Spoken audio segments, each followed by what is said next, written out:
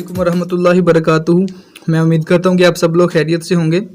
अपनी last video में हमने एक्सरसाइज 1.3 को सॉल्व किया था और आज इंशाल्लाह हम 1.4 को सॉल्व करेंगे। उससे पहले अगर आप मेरे चैनल पर नए हैं तो मेरे चैनल को सब्सक्राइब कीजिए और साथ लगे बेल आइकन को प्रेस कीजिए। तो उसके लिए 1.4 को सॉल्व करने के लिए हमारे पास जो टॉपिक है वो है मल्टीप्लिकेशन ऑफ मैट्रिसेस। इसमें हम देखेंगे कि हम दो मैट्रिसेस को कब मल्टीप्लाई कर सकते हैं। तो यहाँ पर है कि two matrices A and B are comfortable for multiplication giving product A B if the number of columns of A is equals to number of rows of B. तो दो मैट्रिसेस को मल्टीप्लाई करने के लिए हम देखेंगे कि पहले हमारे पास जो मैट्रिक्स है उसमें नंबर ऑफ कॉलम्स कितने हैं और जो दूसरा मैट्रिक्स है उसमें हमारे पास नंबर ऑफ रोज कितनी है। अगर हमारे पास पहले मैट्रिक्स में नंबर ऑफ कॉलम्स जो है वो दूसरे मैट्रिक्स में नंबर ऑफ रोज के इक्वल हैं तो हम क्या कहेंगे कि हम इन दोनों मैट्रिसेस को मल्टीप्लाई कर सकते हैं। मीन्स के मैट्रिसेस को मल्टीप्लाई करने के लिए ये एक शर्त होती है हमारे पास कि पहले मैट्रिक्स में नंबर ऑफ कॉलम्स दूसरे मैट्रिक्स में नंबर ऑफ रोज के इक्वल होना चाहिए। अब क्वेश्चन नंबर 1 पे आते हैं। कहता है कि which of the following product of matrices is comfortable for multiplication. Means के जो हमें मैट्रिसेस दिए गए हैं इनमें से हम कौन से मैट्रिसेस को आपस में मल्टीप्लाई कर सकते हैं और किन को नहीं कर सकते। तो इसके लिए है बस एक ही शर्त है कि पहले मैट्रिक्स में हमारे पास नंबर ऑफ कॉलम्स जो हैं वो दूसरे मैट्रिक्स में नंबर ऑफ रोज के इक्वल होना चाहिए। अगर इसमें मैं देखूं कितने कॉलम्स हैं, 2 कॉलम्स हैं, इसमें हमारे पास 2 कॉलम्स हैं और इसी तरह इसमें हम अगर रोज देखें कितनी है 1 2 ही रोज हैं। तो इसका मतलब है नंबर ऑफ रोज और नंबर ऑफ कॉलम्स क्या है वो सेम है। तो इसका मतलब है कि हम इन दोनों मैट्रिसेस को आपस में मल्टीप्लाई कर सकते हैं। इसी तरह अगर इसमें देखें तो इसमें हमारे पास कितने कॉलम्स हैं 2 और इसमें अगर दूसरे मैट्रिक्स में रोज देखें तो हमारे पास कितनी रोज हैं 2। चूंकि इसमें number of columns number of रोज के इक्वल हैं तो हम कह सकते हैं कि हम ये भी दोनों मैट्रिसेस आपस में मल्टीप्लाई होंगे। इसी तरह अगर पार्ट 3 को देखें तो पहले मैट्रिक्स में नंबर ऑफ कॉलम हमारे पास है 1 और दूसरी मैट्रिक्स में हमारे पास नंबर ऑफ रोज हैं 2। मीन्स नंबर ऑफ कॉलम्स जो है नंबर ऑफ रोज के इक्वल नहीं है तो हम कहेंगे कि हम इसको आपस में मल्टीप्लाई नहीं कर सकते। और इसी तरह अगर इस पार्ट को देखें पार्ट 4 को तो इस मैट्रिक्स में हमारे पास नंबर ऑफ कॉलम्स कितने हैं 2 कॉलम्स हैं और इसमें नंबर ऑफ रोज कितनी है वो भी 2 हैं। तो इसका मतलब है कि हम इसको दोनों को आपस में मल्टीप्लाई कर सकते हैं। और इसी तरह अगर हम लास्ट पार्ट को देखें इसके तो इसमें हमारे पास नंबर ऑफ कॉलम्स हैं 1 2 3, नंबर ऑफ कॉलम्स 3 हैं और इसी तरह number of rose 1 2 3, number of रोज भी 3 हैं। तो इसका मतलब है पहले मैट्रिक्स में नंबर ऑफ कॉलम्स और दूसरे मैट्रिक्स में नंबर ऑफ रोज क्या है इक्वल है। इसका मतलब है कि हम इन दोनों मैट्रिसेस को आपस में मल्टीप्लाई कर सकते हैं। ये देखते हुए आपने इस बात का ख्याल रखना है कि आपने पहले मैट्रिक्स में नंबर ऑफ कॉलम्स देखना है और दूसरे मैट्रिक्स में नंबर ऑफ रोज देखना है। अगर नंबर ऑफ कॉलम्स और नंबर ऑफ रोज सेम आ जाएं तो इसका मतलब है कि आप जो आपके पास जो 2 गिवन मैट्रिसेस होंगे उनको आप मल्टीप्लाई कर सकते हैं। यहाँ पर हमारे पास क्वेश्चन नंबर 2 है कि if a is equals to 3 0 -1 2 और b इसके इक्वल हो तो हमने फाइंड क्या करना है a b और b a इफ़ पॉसिबल। अगर पॉसिबल हो तो हमने क्या करना है इन दोनों को आपस में मल्टीप्लाई करना है। तो अगर मैं पहले ए बी को लूँ ए बी तो इसके लिए मैं क्या लिखूँगा, पहले यहाँ पर मैट्रिक्स ए लिखेंगे हम 3 0 -1 और 2 और इसी तरह फिर हम इसके आगे क्या लिखेंगे मैट्रिक्स बी लिख देंगे 6 5। इसमें जो हमारे पास मल्टीप्लिकेशन होती है वो इस तरह होती है। आप पहले क्या करेंगे कि पहले मैट्रिक्स की ये जो रो है इसको हम इस मैट्रिक्स के कॉलम के साथ मल्टीप्लाई करेंगे और फिर इसी तरह ये जो हमारे पास दूसरी रो है इसको अगेन इस कॉलम के साथ क्या करेंगे मल्टीप्लाई करेंगे। उसका जो तरीका है वो इस तरह है कि इस रो का जो पहला एलिमेंट है उसको पहले आपने यहाँ पर लिखना है और उसको इस कॉलम के पहले एलिमेंट के साथ मल्टीप्लाई कर देना है। राइट, पहले एलिमेंट को पहले एलिमेंट के साथ मल्टीप्लाई कर दिया, दरमियान में प्लस का साइन आएगा और फिर आपने क्या करना है ये जो अगला एलिमेंट है 0 उसको आपने 5 के साथ मल्टीप्लाई कर देना और यहाँ पर आप लिखेंगे 0 × 5। पहली रो को आपने पहले कॉलम के साथ मल्टीप्लाई कर दिया। अब आप क्या करेंगे दूसरी जो रो है उसको पहले कॉलम के साथ अगेन मल्टीप्लाई करेंगे। उसके लिए फिर वही तरीका कि -1 को 6 के साथ पहले एलिमेंट को पहले एलिमेंट के साथ मल्टीप्लाई करेंगे, दरमियान में आपने प्लस का साइन लगाना है और फिर आपने 2 को 5 के साथ मल्टीप्लाई कर देना है। अब आपने क्या करना है कि सिंपल यहाँ पर जो एडिशन और सब्ट्रैक्शन हो रही है वही करनी है आपने। 6 3 = 18 +0 और इसी तरह -1 मल्टीप्लाई बाई 6 -6 और +5 टू द 10। तो इसका मतलब है कि जो हमारे पास आंसर आया है वो है 18 और 4। तो ये हमारे पास क्या आ गया, ए बी का आंसर आ गया। तो इस तरह हमने क्या किया कि हमने अपना पहला जो पार्ट था उसको सॉल्व कर लिया। अब हम पार्ट बी पर आ जाते हैं। उसमें हमने क्या करना है कि बी ए को मालूम करना है कि बी ए क्या है। इसमें हम क्या करेंगे कि मैट्रिक्स बी को पहले रखना है और मैट्रिक्स ए को बाद में। हमें पता है कि मैट्रिक्स बी हमारे पास क्या है, 6 5 और इसी तरह हमारे पास मैट्रिक्स ए क्या है, 3 0 -1 और 2। अच्छा, सबसे पहले तो हमने कंडीशन चेक करनी है कि जो मैट्रिक्स बी है इसमें नंबर ऑफ कॉलम्स क्या हैं, 1 है हमारे पास कॉलम, और मैट्रिक्स बी में नंबर ऑफ रोज कितनी है, 2 हैं। तो इसका मतलब है कि पहले मैट्रिक्स में नंबर ऑफ कॉलम्स और दूसरे मैट्रिक्स में नंबर ऑफ रोज सेम नहीं है। तो इसका मतलब है कि हम इन दोनों को आपस में मल्टीप्लाई नहीं कर सकते। तो ये क्वेश्चन बस आपने यही लिख देना है कि we can not multiply, we can not multiply. और नीचे आपने रीज़न भी दे देनी क्यों नहीं कर सकते। आप लिखेंगे कि पहले मैट्रिक्स में नंबर ऑफ कॉलम्स जो हैं वो इक्वल बराबर नहीं है दूसरे मैट्रिक्स में नंबर ऑफ रोज के। तो इस तरह ये वाला पार्ट बस यहीं पे ख़त्म हो जाएगा।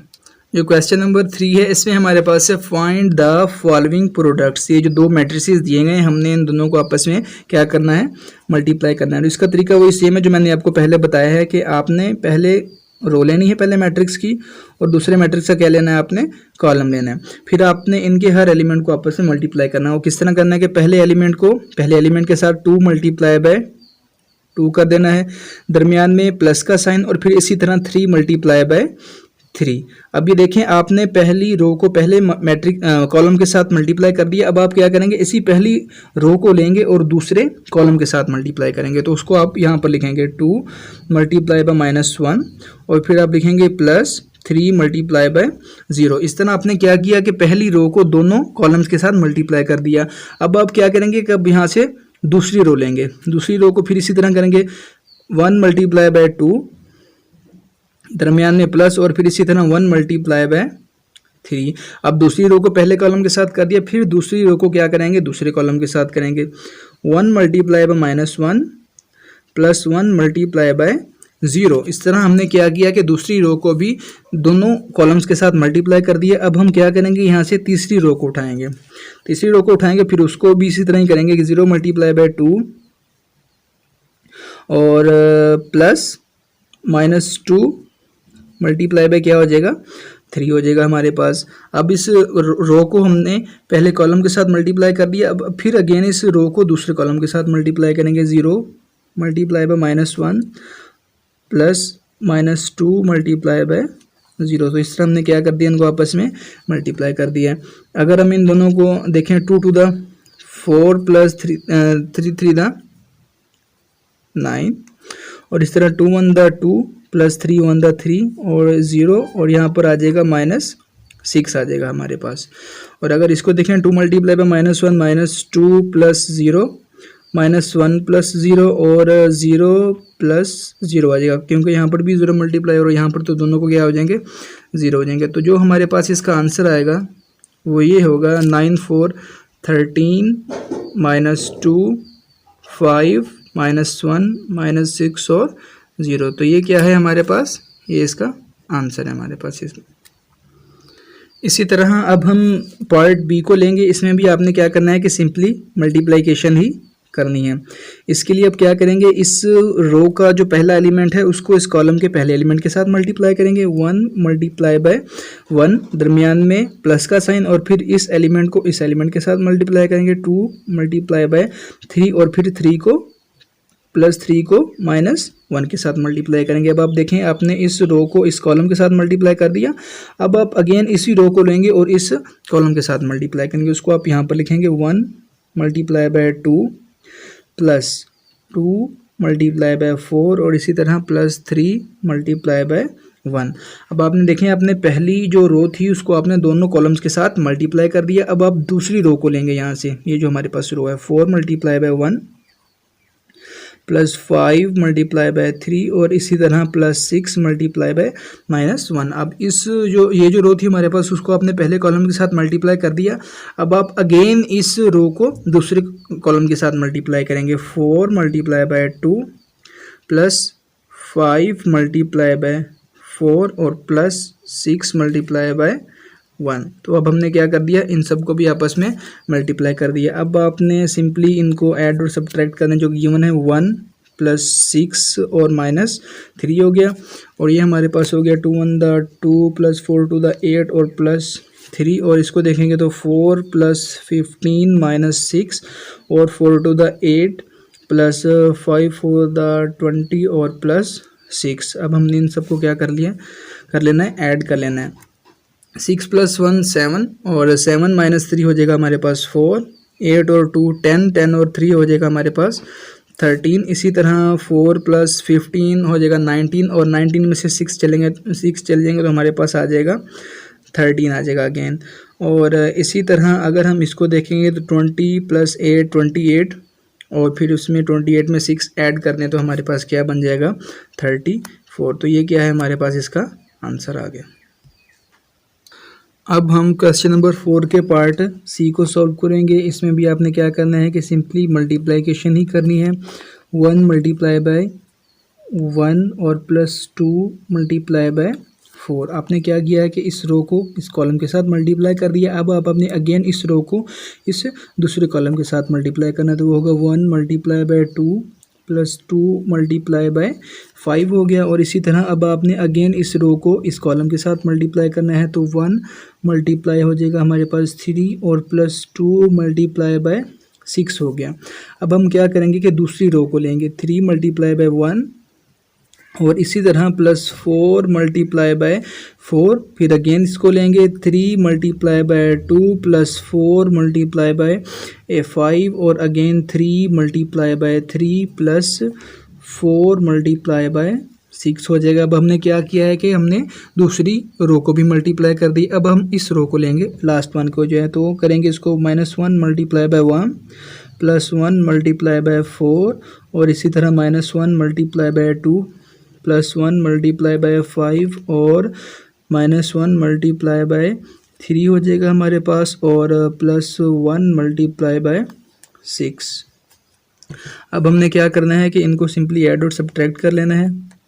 1 1 द 1 प्लस 4 2 द 8, 1 प्लस क्या हो जाएगा हमारे पास 8 हो जाएगा ये। और अगर इसको देखें 2 1 द 2 प्लस 5 2 द 10 हो जाएगा और 3 1 the 3 plus 6 2 the 12, 3 1 the 3 plus 4 4 the 16, 3 2 the 6 plus 20 हो जाएगा ये हमारे पास। 3 3 द 9 प्लस 6 4 द 24 और इसी तरह हमारे पास हो जाएगा -1 प्लस 4 -2 प्लस 5 और इसी तरह -3 प्लस 6।